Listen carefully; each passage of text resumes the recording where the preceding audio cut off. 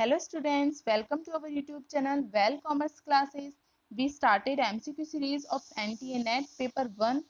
This video is very useful for all NET UGC NET aspirants क्योंकि NTA NET का जो paper 1 है सभी सब्जेक्ट्स में कॉमन है।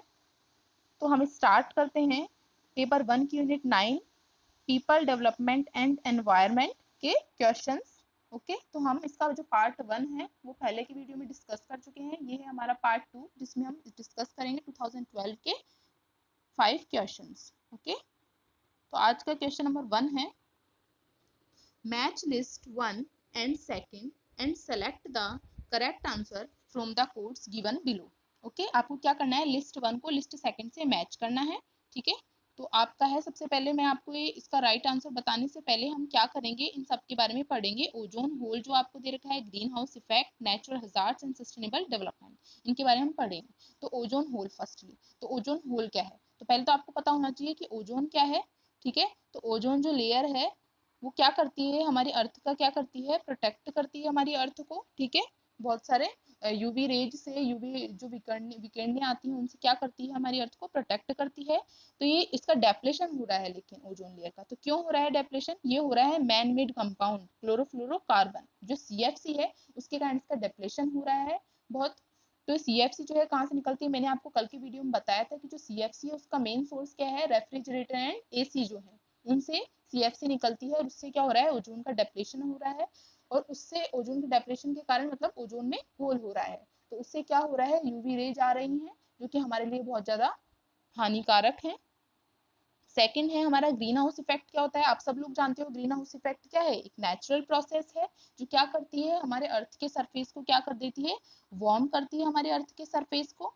क्या होता है कि जब जो सन होता है उसकी एनर्जी, उसकी रेज जो है हमारी अर्थ के एटमॉस्फेयर में आती हैं, तो क्या होता है कि कुछ रेज जो है वो वापस चली जाती हैं और कुछ जो है वो यहीं एब्जॉर्ब हो जाती हैं। किसके द्वारा, और ग्रीन हाउस गैसेस के द्वारा वो क्या कर लेती है, री रेडिएट कर लेती है, मतलब कि रिएक्शन हो जाती है उनके द्वारा। ठीक है तो इसे हम क्या बोलते हैं, ग्रीन हाउस इफेक्ट कहते हैं। आप लोग को ये पता होना चाहिए, एग्जाम में बहुत बार क्वेश्चन आ चुका है ग्रीन हाउस गैसेस के बारे में कि ग्रीन हाउस गैसेस कौन कौन सी हैं। तो आपको लर्न ही कर लेना है कि ग्रीन हाउस गैसेस हैं carbon dioxide CO2, methane, nitrous oxide, ozone, chlorofluorocarbon यानी कि CFC, ये आपकी जो है ग्रीन हाउस गैसेस हैं। ओके सो हमारी थर्ड टर्म क्वेश्चन में एक दे रखी है सस्टेनेबल डेवलपमेंट। सस्टेनेबल डेवलपमेंट क्या होता है, तो सस्टेनेबल डेवलपमेंट का मतलब ये है कि हमें हमारे जो रिसोर्सेज हैं उनका सही तरीके से यूज करना है उनका।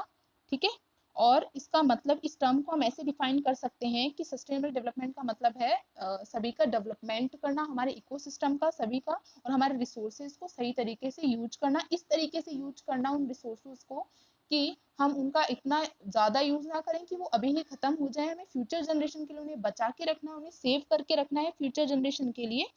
ठीक है तो सस्टेनेबल डेवलपमेंट के कुछ गोल्स हैं बहुत सारे। ठीक है कि क्या क्या करना है, तो इसके कुछ गोल्स हैं वो आप लोग को याद रखने हैं। इसके 17 गोल्स हैं।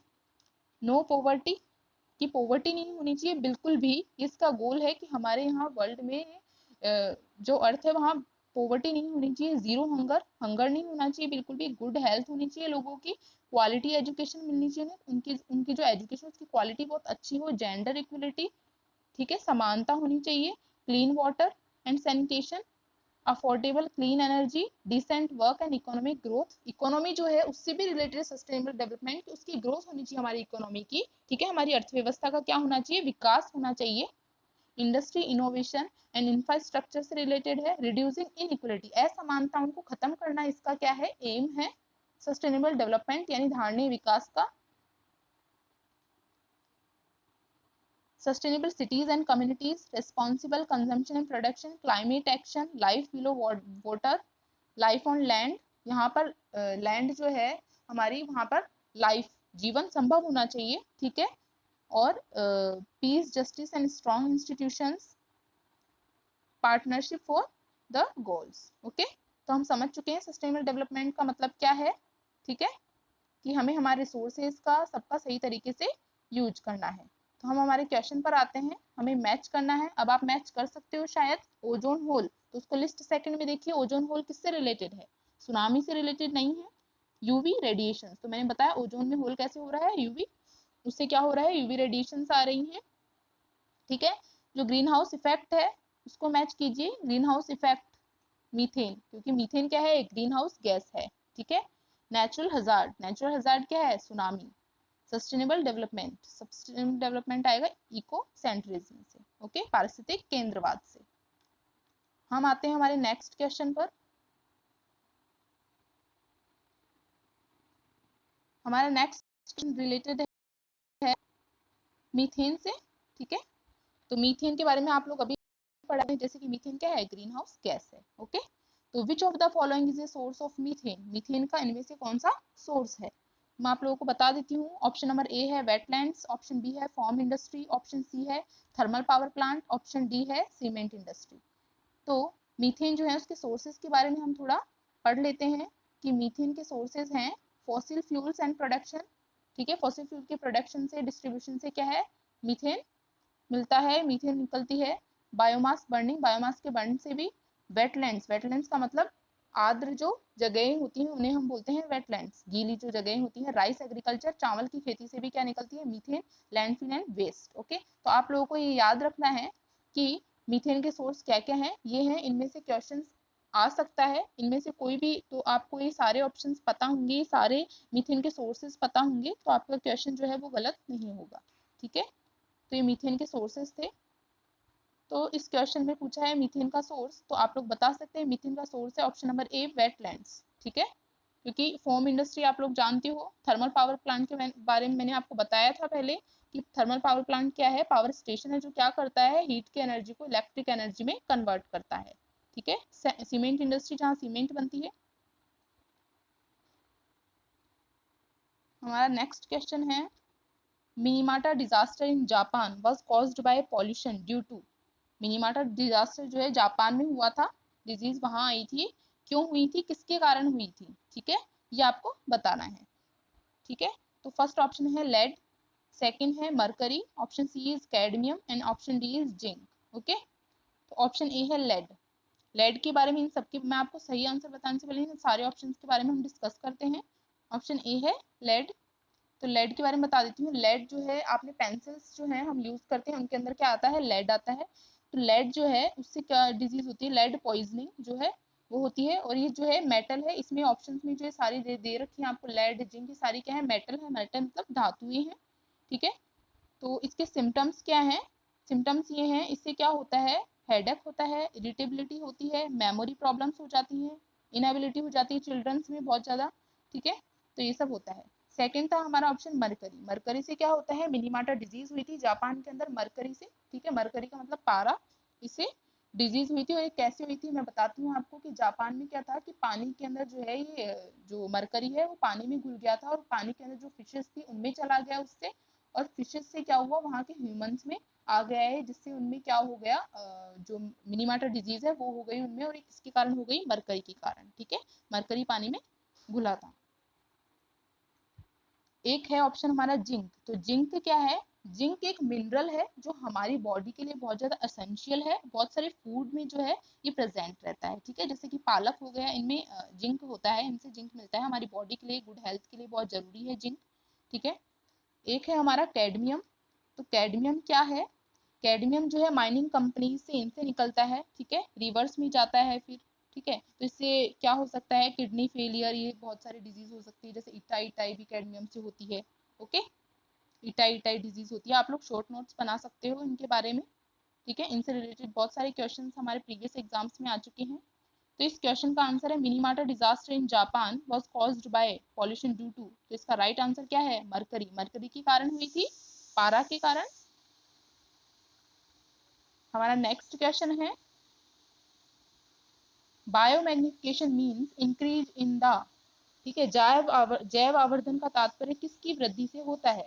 बायोमैग्निफिकेशन का मतलब किसकी वृद्धि से, बायोमैग्निफिकेशन से होता क्या है, ये आपको पता होना चाहिए। तो बायोमैग्निफिकेशन से क्या होता है, पहली बात तो बायोमैग्निफिकेशन होता क्या है ये आपको पता होना चाहिए। इससे क्या होता है कि जो हमारे लिविंग ऑर्गेनिज्म होते हैं ना, उनमें जो पॉल्यूशन है उसके कंसंट्रेशन से, इसका मतलब लिविंग ऑर्गेनिज्म में पॉल्यूटेंट के कंसंट्रेशन से मतलब है बायोमैग्निफिकेशन का। कि बायोमैग्निफिकेशन क्या होता है, लिविंग ऑर्गेनिज्म में पॉल्यूटेंट के कंसंट्रेशन। ठीक है। ये प्रोसेस है एक, जो कंसंट्रेशन जो इंक्रीज करती है लिविंग ऑर्गेनिज्म में पॉल्यूटेंट के कंसंट्रेशन को। ओके, जैसे कि फूड चेन जो है आप लोग जानते हो कि जो वेजिटेरियन होते हैं वो क्या ये फूड को इनको क्या जो पेड़ पौधे वगैरह होते हैं, ट्रीज वगैरह प्लांट्स, इनका यूज करते हैं, वो इनको फूड के रूप में लेते हैं। तो इनमें जो होता है वेजिटेरियन और जो नॉन वेजिटेरियन होते हैं वो इन लोगों को लेते हैं यूज में। ठीक है, तो जो वेजिटेरियन लोग होते हैं उनमें क्या होता है, बायोमैग्निफिकेशन का जो लेवल होता है वो लो होता है, और जो नॉन वेजिटेरियन होते हैं उनमें हाई होता है बायोमैग्निफिकेशन। तो आपको ये पता होना चाहिए बायोमैग्निफिकेशन के बारे में कि ये क्या होता है, कि concentration of pollutants in living organism, जीवित जीवों में प्रदूषकों की सांद्रता है। तो इसका आंसर है, right answer A, option number A. Okay, हमारा नेक्स्ट क्वेश्चन है आज का, Nagoya protocol is related to.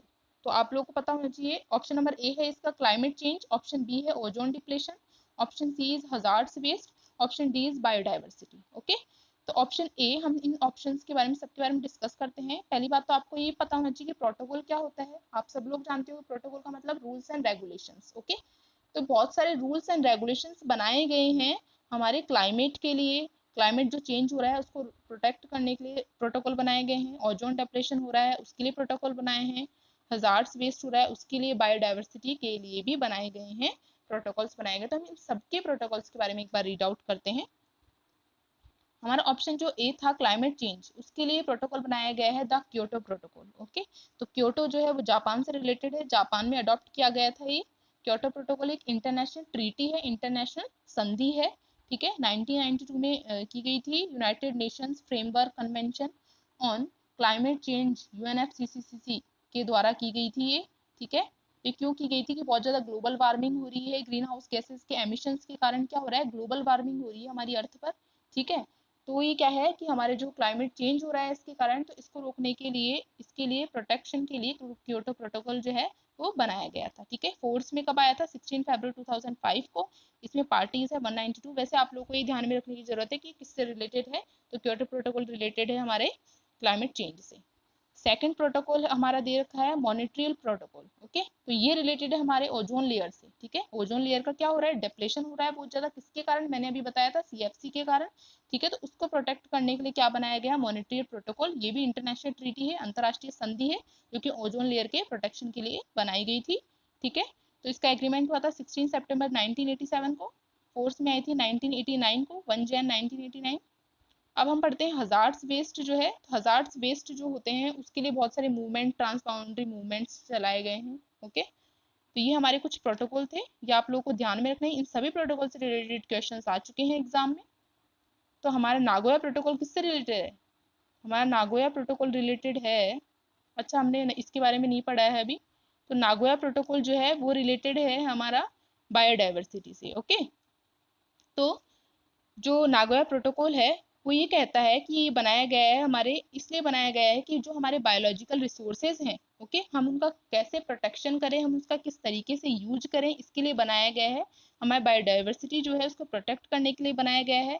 ये कहता है, इस एग्रीमेंट का एम ये है कि ये इंश्योर करना कि हमारी जो बायोडाइवर्सिटी है, हमारे जो आसपास की जो रिसोर्सेज हैं, उनका हम सही तरीके से इक्विटेबल वे में यूज करें। ठीक है, बायोडाइवर्सिटी का मतलब आप सब लोग जानते होंगे, किसी एक क्षेत्र विशेष के, यानी कि कोई भी एक जगह है, उस जगह में रहने वाले वो सारे प्लांट्स, ट्रीज और वहां पर की जो सारी स्पीशीज हैं, एनिमल्स हैं, उन सबसे मिलकर क्या बनती है, हमारी जैव विविधता, बायोडाइवर्सिटी बनती है, उसे हम बायोडाइवर्सिटी कहते हैं। तो इसका एम ये था नागोया प्रोटोकॉल का, कि जो हमारी बायोडाइवर्सिटी है, हमारे जो रिसोर्सेज हैं, इन सबका हम सही वे में, इक्विटेबल वे में यूज करें, सही तरीके से यूज करें, इसे प्रोटेक्ट करना इस नागोया प्रोटोकॉल का एम था। ठीक है, तो ये फोर्स में कब आया था, अक्टूबर 2014 को फोर्स में आया था। ओके, ये भी एक इंटरनेशनल ट्रीटी है, जैसे मैंने आपको सारे प्रोटोकॉल के बारे में बताया। ओके, तो हमारा जो ये क्वेश्चन था वो रिलेटेड था नागोया प्रोटोकॉल से ही। तो नागोया प्रोटोकॉल जो है किससे रिलेटेड है, क्लाइमेट चेंज से नहीं है, ओजोन डिप्लेशन से भी नहीं है, हजार्ड्स वेस्ट से नहीं है। ये है ऑप्शन नंबर डी इसका राइट आंसर, बायोडाइवर्सिटी। ओके, तो ये थे हमारे आज के 5 क्वेश्चंस। आई होप आप लोगों को सारे क्वेश्चन समझ में आए होंगे और आप लोगों के बहुत सारे कंसेप्ट इससे क्लियर हुए होंगे 5 क्वेश्चन से। ओके, तो आगे के 5 क्वेश्चन हम डिस्कस करते हैं हमारे नेक्स्ट वीडियो में। तो thank you so much for watching this video and please like and subscribe our channel well commerce classes.